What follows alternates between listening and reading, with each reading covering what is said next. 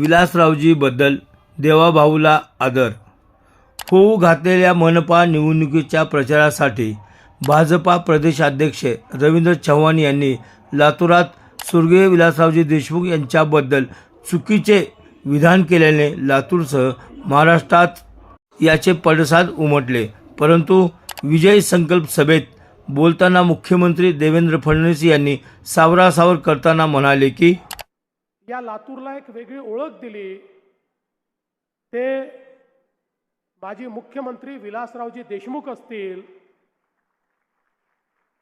खऱ्या अर्थानं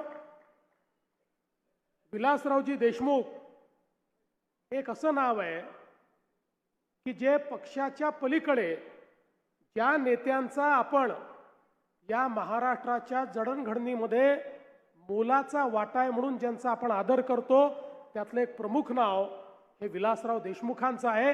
हे सांगताना मला या ठिकाणी कुठलाही संकोच नाही.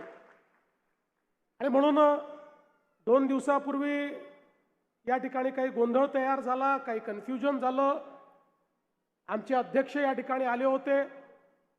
ते बोलत असताना त्यांना त्या ठिकाणी हे सांगायचं होतं की राजकीय दृष्ट्या आपल्याला नवीन रेकॉर्ड तयार करायचं आहे, पण कदाचित त्यांचे शब्द हे चुकीच्या पद्धतीने गेले असतील. त्याबद्दल त्यांनी दिलगिरी व्यक्त केली आहे. पण मी जाहीरपणे सांगतो, काँग्रेस पक्षाची आमची लढाई असली तरी विलासराव देशमुखांबद्दल आम्हाला नितांत आदर आहे. या महाराष्ट्रातलं एक महत्त्वाचं नेतृत्व ते आहे.